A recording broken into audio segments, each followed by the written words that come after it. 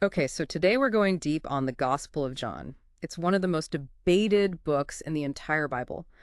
We're working with this article from the Biblical Archaeology Society, and we're tackling questions like who actually wrote it, and is it even historically accurate? This one's a real head scratcher, so let's get right into it. Yeah, the Gospel of John is definitely unique, especially compared to Matthew, Mark, and Luke. It's the only one that actually comes right out and says it was written by an eyewitness. And not just any eyewitness, but the disciple whom Jesus loved. Right, John 21.24, no beating around the bush there. It's a pretty bold statement, and it's had a massive impact on how people have seen this book. I mean, for centuries, tons of theologians think it was written by the Apostle John himself, which would make it an incredibly important historical document. But even if that's true, we still don't really know who this beloved disciple actually was. It's like a puzzle within a puzzle. Exactly. And that's what makes this so interesting. We're not just looking at historical facts here. We're trying to solve a mystery. But to get why this eyewitness claim is such a big deal, we got to compare John to the others, to the Synoptic Gospels, Matthew, Mark, and Luke. Right, the article called them seen together. What does that actually mean, though? Basically, Matthew, Mark, and Luke all tell pretty much the same story. Same story about Jesus' life, that is. The events, the order, even some of the wording is super similar. It's almost like they were all working from the same notes. And John's different. Very different. John has events that the others don't. The order's different. And it even focuses on different stuff. It's like reading two different biographies of the same guy. Some scholars think that John focuses on the stuff that happened before John the Baptist was arrested, while the synoptics start their stories after that point. So they might actually be covering different time periods, not just different levels of detail. Does that mean John's less historically accurate? Well, that's the million-dollar question, isn't it? Hmm. It definitely makes things a lot more complicated. One theory is that John was written last.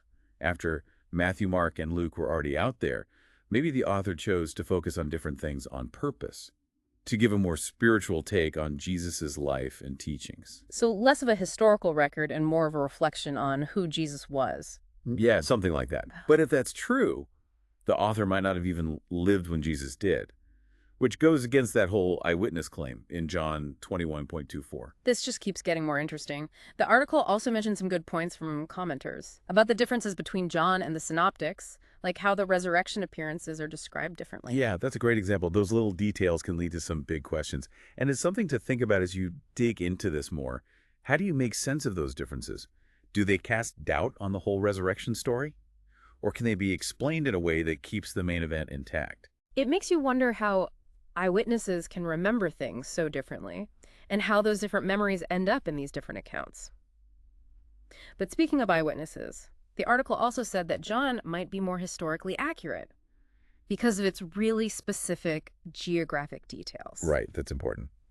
The author of John seems to have known Jerusalem really well. They mention places like the Sheepgate Pool, the Siloam Pool, and Jacob's Well, all real places that someone living in Jerusalem back then would have known. Yeah, it's one thing to talk about events in a general way, but when you start mentioning specific spots you can actually go see, it feels a lot more real, don't you think? Absolutely. It makes it seem like the author wasn't just listening to rumors or stories. They actually knew the city firsthand. Now, that doesn't mean they saw everything Jesus did with their own eyes, but it definitely supports the idea that they were familiar with where it all happened. Like they had their own mental map of Jerusalem while they were writing. But here's another thing that's caused some controversy. The timing of the crucifixion. The synoptics make it sound like the Last Supper was a Passover meal, but John puts the crucifixion before Passover, like Jesus was this symbolic sacrificial lamb. It's a powerful image, but it goes directly against the timeline in the synoptics. And that's a huge difference. It changes the whole meaning. One commenter, David Paul, actually thinks John might be more accurate about this than the synoptics, even though it goes against the traditional view. He points out that John describes the day of the crucifixion as a preparation day, for a high day. And he says that because of that description, the crucifixion couldn't have happened on a Friday, which means the Last Supper couldn't have been a Passover meal. So now we've got these different timelines, different interpretations, even arguments about which one is more historically accurate. It's like every time we find a new piece of the puzzle, it just gets more complex. It definitely does. And it seems like John's Gospel causes more debate than any other. It's open to so many different interpretations. Yeah, it really does. It's like we get close to figuring out John's gospel, then bam, something else pops up and changes everything. It shows how complex these texts really are and how there's always something new to uncover. And it's interesting how the comments on this article show that debate. About the nature of Scripture itself. You've got people who see the Bible as this literal historical document, like you can't question any of it. And then you've got others who see it through this more symbolic lens, more spiritual. And those different perspectives definitely shape how people read John's gospel. It's a good reminder that even when we're dealing with these ancient texts, we all bring our own modern baggage to the table, our own assumptions and ways of seeing the world. It makes you think there's no single right way to read John. The meaning we find is going to be affected by our own background and beliefs. Exactly. Take the beloved disciple, for example. Some folks are sure it was the Apostle John, while others think it could have been Lazarus, the guy Jesus raised from the dead. There's no definitive answer. And that ambiguity leaves room for different interpretations. Oh, wow. I hadn't heard that one about Lazarus before. That's really interesting. It just shows how John's gospel still sparks our imagination, even after all these centuries. And that's a big part of engaging with any religious text, letting yourself explore those less conventional ideas, considering different possibilities.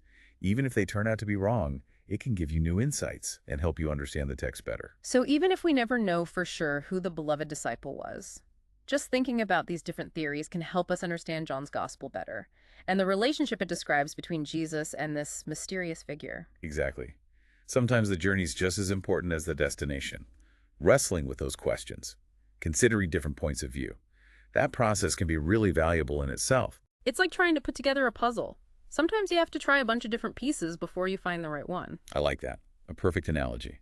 And just like a puzzle, John's gospel has all these different pieces. We've talked about the eyewitness claim, the differences between John and the synoptics, all the geographic details, and now even who this beloved disciple might be. And it seems like every piece we look at just raises more questions. Like the article talked about that high day that David Paul mentioned in his comments about the crucifixion timeline. Can you explain what that means in this context? Sure. In the Jewish calendar, a high day is like a major religious festival. David Paul's argument is based on the idea that the high day in John's gospel couldn't have been the Sabbath, because the Sabbath was every week, not just once a year. That's why he thinks the crucifixion couldn't have happened on a Friday, like most people believe. So understanding what high day means here is key to David Paul's argument. It shows how even small details can change how we understand the text. It does. And it reminds us to pay attention to the language and the historical context. When we're dealing with these ancient texts, We've covered a lot of ground today. We've looked at the claims of eyewitness testimony, compared John to the synoptics, dug into specific details like locations on this high day, even considered different theories about the beloved disciple. It's amazing how much there is to unpack in just one gospel. it really is. It shows you how rich the text is. But remember, this is just scratching the surface. John's gospel also tackles big theological ideas. It explores the nature of faith and belief. And ultimately, it offers this message of hope and love that's resonated with people for centuries. And even though we may never know for sure who wrote it, when it was written, or even how historically accurate it is, those questions don't diminish the power of John's gospel. Absolutely. Sometimes the most important questions are the ones we can't easily answer.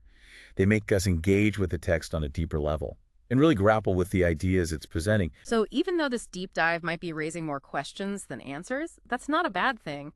It means we're on the right track, engaging with the text, thinking critically, and searching for a deeper understanding. I agree. And as we keep exploring, remember that your own interpretation is just as important as any scholar's analysis. What speaks to you? What challenges you? What insights do you find in this ancient text that connect to your own life and experiences? It's true, we've been focusing on all these historical and theological debates about John, but I gotta say, there's something else that's been on my mind this whole time. Oh, really? What's that? Well, with all this talk about timelines and who wrote it and all that, I keep thinking about the people involved, the human side of it all. Yeah, that's a good point. It's easy to get lost in analyzing the text and forget that it's really about human experiences, human relationships. What's been sticking out to you? For me, it's the beloved disciple. Yeah. Whoever they were, their relationship with Jesus obviously meant the world to them. And I feel like you can sense that emotion throughout the whole gospel. I see what you mean. It goes beyond just reporting facts. It's personal, Intimate even, like those parts where Jesus washes his disciples' feet, or the times when they're just joking around with each other. Those aren't just theological lessons, they're glimpses into real relationships. Exactly. And I think those connections, those human relationships, they're at the core of what John's trying to say. It's not just about believing the right things, it's about love, service, being part of something bigger than ourselves. Couldn't agree more. It's a message that speaks to everyone. No matter what time period or culture you're from, it speaks to our deepest human needs, whether we're struggling with our faith or our relationships. We're just trying to find meaning in life. John's gospel offers this timeless message of love, connection, and hope. It makes me think of that verse from John 15:12, love each other as I have loved you.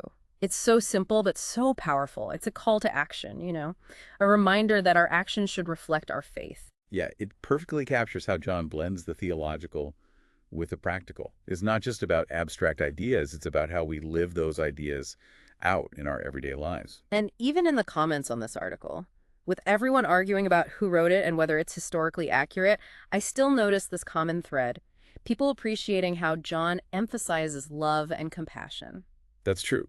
It just shows how these texts can bring people together. Even if they have different beliefs or interpretations, they invite us to explore life's big questions together. Yeah, and maybe that search for truth doesn't have to be a solo mission. We can learn from each other, challenge each other, and grow together. Even when we disagree, there's still this shared humanity that connects us. Well said. That brings us to the heart of this deep dive. We've looked at John's gospel from all these angles, historical, theological, even personal. But ultimately, its meaning comes from how it resonates with each individual reader. So where does that leave us? John's gospel is this fascinating paradox. It's both rooted in history and deeply spiritual, familiar but still full of mystery. It makes us question its origins and accuracy, while also inviting us into this personal encounter with Jesus and his message of love. And maybe that's the biggest takeaway. John's gospel isn't some closed book with all the answers spelled out for us. It's an open invitation to engage with its mysteries, wrestle with its complexities, and ultimately find our own meaning in its pages. It's a journey, not a destination, and that's what we want you to take away from this deep dive. Don't be afraid to ask the hard questions. Explore different perspectives. Embrace the mystery. Who knows, you might just learn something new about yourself along the way.